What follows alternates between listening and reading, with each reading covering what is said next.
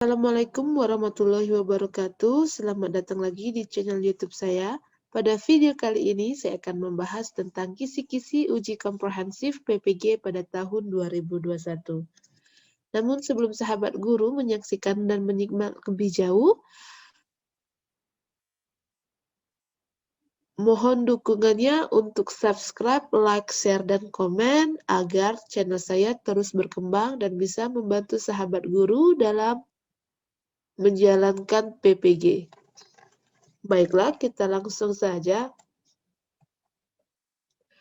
Uji komprehensif pendidikan profesi guru. Nah, sahabat guru, uji komprehensif pada PPG ini dilaksanakan ketika sahabat guru telah melaksanakan kegiatan pengembangan perangkat pembelajaran dan akan menuju PPL. Jadi syarat untuk mengikuti kegiatan PPL, maka sahabat guru harus terlebih dahulu lulus dari ujian komprehensif ini. Nah, uji komprehensif tahun 2020 PPG kemarin itu sedikit berbeda dengan PPG pada tahun 2021. Kalau PPG tahun 2020 kemarin, kita diberikan apa-apa saja yang dinilai dan hanya berdasarkan skala 1-4. Namun, untuk PPG tahun 2021 ini, sahabat guru diberikan kisi-kisi dan ada 7 capaian pembelajaran yang harus sahabat guru bisa lewati dan lulus sehingga sahabat guru bisa mengikuti PPL. Nah, sahabat guru, pada uji komprehensif PPG ini dilaksanakan dalam durasi waktu 50 menit. Jadi nanti sahabat guru akan diberikan waktu 50 menit untuk mengikuti uji komprehensif secara virtual, biasanya melalui Zoom. Kemudian, penguji komprehensif adalah 2 dosen yang memiliki bidang keahlian sama atau serumpun dengan bidang yang ditempuh mahasiswa. Biasanya, kalau pengalaman saya kemarin, penguji komprehensif ini adalah dosen yang tidak mengajar kita ketika kita melangsungkan kegiatan PPG atau berasal dari kelas yang berbeda. Bahan ujian yang disiapkan oleh mahasiswa adalah perangkat pembelajaran untuk persiapan PPL. Jadi sahabat guru, untuk bahan ujian uji komprehensif ini bukan hanya RPP yang kita kumpulkan, tetapi seperangkat pembelajaran yang nantinya akan kita gunakan untuk kegiatan PPL. Namun ketika ujian komprehensif itu kita memilih satu RPP atau satu kegiatan pembelajaran yang akan kita praktekkan atau kita ujikan. Sahabat guru, ini adalah kisi-kisi dari uji komprehensif PPG. Ada 7 capaian pembelajaran lulusan dengan masing-masing indikator uji komprehensif dan ada juga terdapat rambu-rambu untuk penguji. Berikut ada bobotnya. Nah, pada capaian pembelajaran 1 itu mahasiswa atau sahabat guru harus mampu menyampaikan ide, gagasan, jawaban terhadap pertanyaan penguji secara lisan atau tulis dengan jelas, tegas, dan meyakinkan. Di mana nanti penguji akan mengamati perilaku mahasiswa saat menjawab pertanyaan, di mana bobot dari CP1 ini adalah 10%. Kemudian untuk CP2, sahabat guru mampu menjelaskan indikator capaian pembelajaran di RPP dalam rangka mendorong siswa berpikir tingkat tinggi, di mana nanti penguji akan memberikan pertanyaan atau mengklarifikasi indikator yang ditulis oleh mahasiswa di RPP dikaitkan dengan upaya mendorong siswa berpikir tingkat tinggi, di mana bobotnya juga 10%. Kemudian juga ada CP3 sahabat guru harus mampu menjelaskan materi ajar di RPP termasuk advance material secara bermakna, mampu menyelesaikan masalah terkait dengan pengembangan materi ajar. Di mana penguji di sini akan menggali penguasaan materi mahasiswa termasuk advance material atau memberikan soal pengembangan di mana bobotnya yaitu 20%. CP4 mahasiswa atau sahabat guru mampu menjelaskan teori belajar dan pembelajaran yang melandasi rancangan perangkat pembelajaran. Kemudian juga sahabat guru mampu menjelaskan RPP berdasarkan keterpaduan pengetahuan materi ajar, pedagogik, dan teknologi. Di sini penguji akan menggali landasan penyusunan langkah-langkah pembelajaran di RPP. Bobotnya juga 20%. Kemudian ada CP5 atau capaian pembelajaran yang kelima. Mahasiswa atau sahabat guru mampu menerapkan cuplikan pembelajaran yang kreatif, inovatif, dan komunikatif dari salah satu RPP dengan memanfaatkan teknologi. Penguji meminta mahasiswa mempraktikkan cuplikan pembelajaran yang menurut mahasiswa paling menarik, kreatif, dan inovatif dengan memanfaatkan teknologi digital 10 menit. Jadi nanti pada CP5 ini sahabat guru diminta untuk praktik mengajar dalam waktu 10 menit dengan memilih salah satu RPP dari 3 RPP yang sahabat guru buat, di mana bobotnya di sini adalah 20%. CP6 itu sahabat guru mampu menjelaskan rancangan instrumen penilaian di RPP mencakup sikap, pengetahuan, dan keterampilan. Nanti penguji akan mengajukan pertanyaan yang berfokus pada pendalaman instrumen di RPP yang dibuat oleh mahasiswa. Bobotnya 10%. CP7, sahabat guru diminta untuk memiliki rencana refleksi diri dalam pembelajaran, kemudian mampu memanfaatkan hasil penelitian atau informasi baru dalam menyusun RPP. Nah, di sini penguji akan mengajukan pertanyaan yang berfokus pada pendalaman ada atau tidaknya rencana refleksi dan proses penyusunan RPP dikaitkan dengan penelitian atau informasi baru. Sahabat guru, pada video kali ini saya akan mencoba membahas capaian pembelajaran 1 sampai capaian pembelajaran 3. Untuk capaian pembelajaran 4 dan sampai 7 akan saya bahas di video selanjutnya. Untuk itu jangan lupa subscribe dan hidupkan lonceng notifikasinya agar tidak ketinggalan updatean saya terkait informasi seputar PPG. Baiklah sahabat guru, kita akan membahas capaian pembelajaran yang pertama.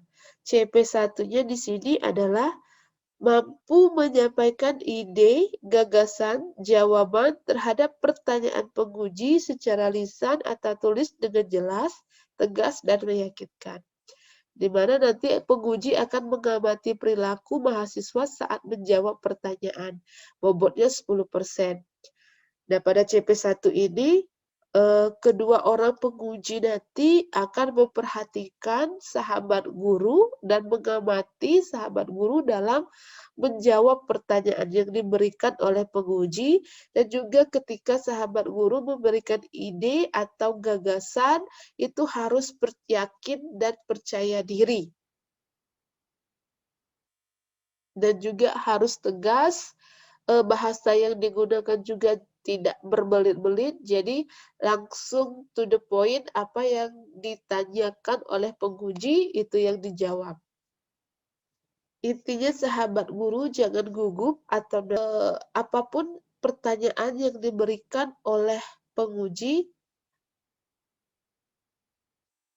itu biasanya tidak jauh-jauh dari RPP atau perangkat pembelajaran yang kita buat.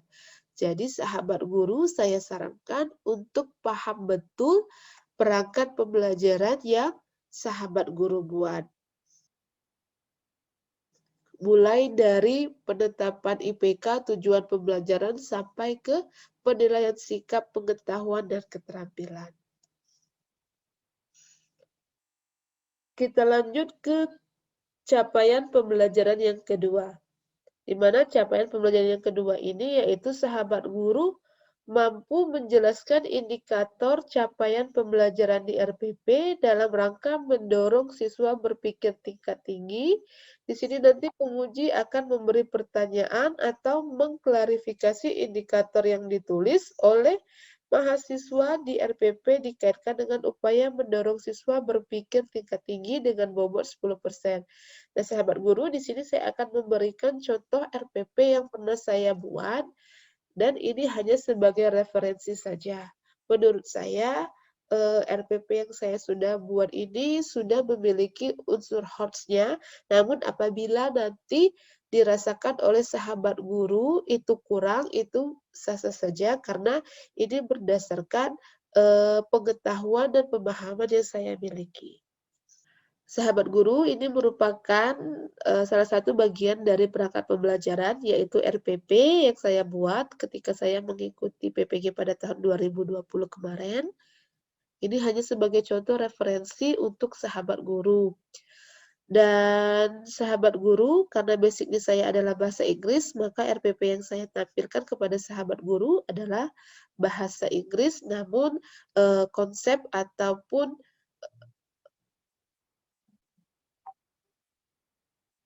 dasar-dasar cara pembuatan RPP pada semua mata pelajaran itu pada dasarnya sama saja. Nanti tinggal dicocokkan saja sesuai dengan mata pelajaran yang sahabat guru ampu. Nah, pada RPP ini saya mendapatkan KD 3.4. Tadi dikatakan bahwasanya di CP2 itu sahabat guru diminta untuk, mampu membuat indikator pencapaian kompetensi atau IPK, yaitu mendorong, siswa untuk berpikir tingkat tinggi. Seperti yang kita ketahui bahwa pada CP1 itu kita diminta untuk, membuat indikator pencapaian kompetensi yang mendorong siswa untuk berpikir tingkat tinggi. Nah, pada RPP yang saya buat, KD yang saya dapati yaitu KD 3.4, yaitu tentang membedakan fungsi sosial, struktur teks, dan unsur kebahasaan beberapa teks deskriptif, lisan, dan tulis dengan memberi dan meminta informasi terkait tempat wisata dan bangunan bersejarah terkenal, pendek dan sederhana sesuai dengan konteks penggunaannya. Dan di sini ada 2 indikator pencapaian kompetensi yang saya buat sesuai dengan tuntutan KD terhadap siswa. Yang pertama yaitu menyebutkan informasi spesifik tersurat maupun tersirat dengan menjawab pertanyaan yang ada dalam sebuah teks deskriptif terkait tempat wisata atau bangunan bersejarah yang ditayangkan melalui slide PPT via Zoom Meeting. Yang kedua, menentukan tujuan sebuah teks deskriptif terkait tempat wisata atau bangunan bersejarah yang ditayangkan melalui slide PPT via Zoom Meeting. Jadi sahabat guru, menurut saya IPK yang saya buat ini sudah mendorong siswa untuk berpikir tingkat tinggi ataupun HOTS, di mana di sini walaupun KKO-nya atau kata kerja operasionalnya masih menyebutkan informasi spesifik, namun informasi spesifik yang dimaksudkan pada teks tersebut itu yaitu secara tersurat maupun tersirat. Kalau tersurat, siswa itu sudah bisa pasti menemukan informasinya yang ada di teks. Namun ketika tersirat informasi yang dibutuhkan, maka siswa itu memiliki proses berpikir untuk menjawab pertanyaan tersebut. Di mana jawabannya tidak langsung ada pada teks, namun perlu proses berpikir lagi untuk menjawab pertanyaan tersebut. Kemudian yang kedua, menentukan tujuan sebuah teks deskriptif terkait tempat wisata. Sama, ketika menentukan tujuan sebuah teks deskriptif, maka siswa itu harus membaca secara keseluruhan dari teks tersebut. Kemudian siswa diharapkan mampu untuk menyebutkan apa sih tujuan dari teks deskriptif tersebut.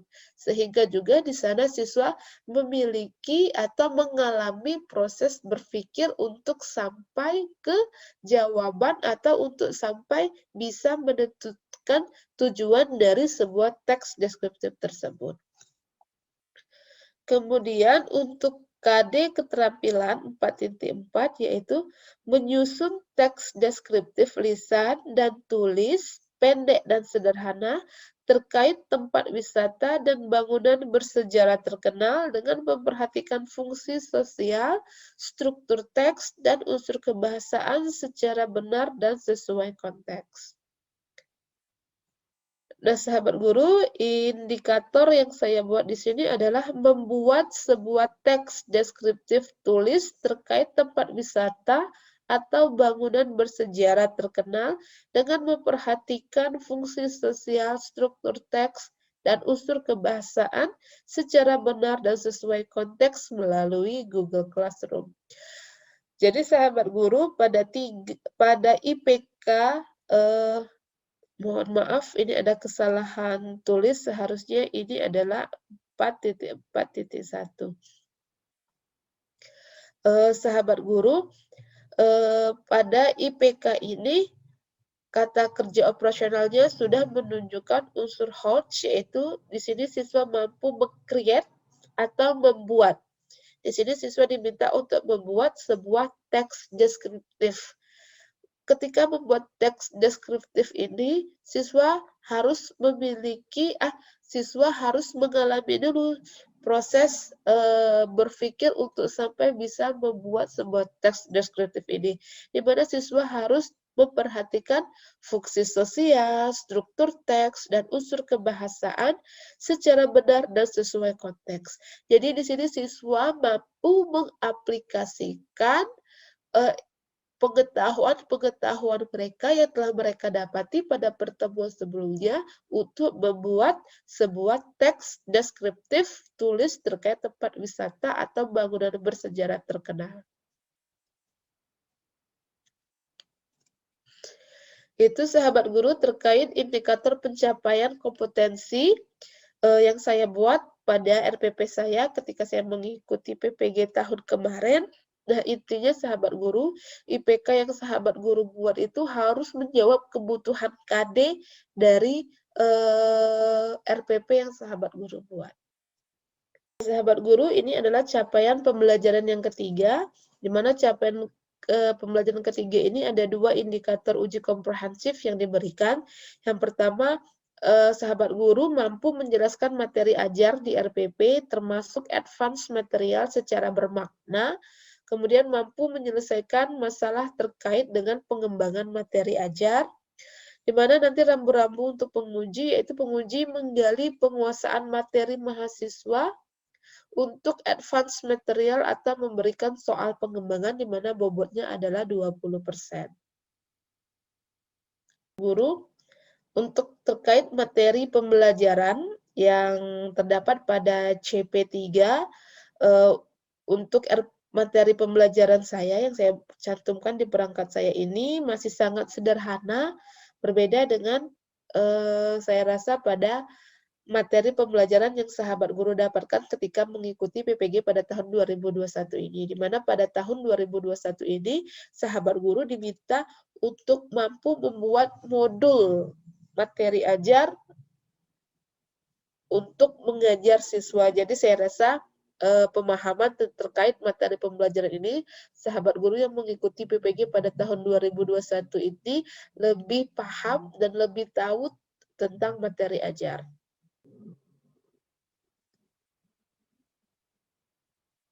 Yang paling penting adalah sahabat guru benar-benar menguasai materi yang sahabat guru akan ajarkan kepada siswa. Nanti mungkin di situ nanti akan ditanyakan atau dites oleh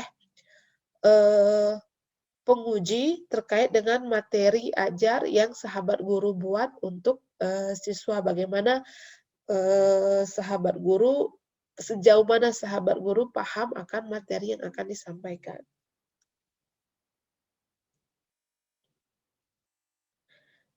Dan saya tidak bisa memberikan contoh lebih banyak terkait materi pembelajaran ini, karena yang saya miliki pun sangat sederhana, yaitu materi apa yang saya ajarkan. Karena saya mengajari teks deskriptif, maka di sini saya hanya melampirkan sedikit tentang apa itu teks deskriptif, fungsi sosial, dan lainnya. Karena saya yakin sahabat guru yang mengikuti PPG pada tahun 2021 ini sudah lebih paham bagaimana cara membuat dan memahami terkait materi ajar di RPP, baik yang materi ajar yang termasuk advance material maupun dengan pengembangan materi ajar. Baiklah sahabat guru, demikianlah pembahasan saya terkait kisi-kisi uji komprehensif PPG pada tahun 2021 untuk CP1 sampai CB3 dan akan to be continued akan saya lanjutkan ke video selanjutnya untuk CP4 sampai CP7. So, tetap stay tune di channel YouTube saya. Jangan lupa untuk hidupkan lonceng notifikasinya, like, komen, subscribe, dan share. Semoga bermanfaat. Terima kasih. Wassalamualaikum warahmatullahi wabarakatuh.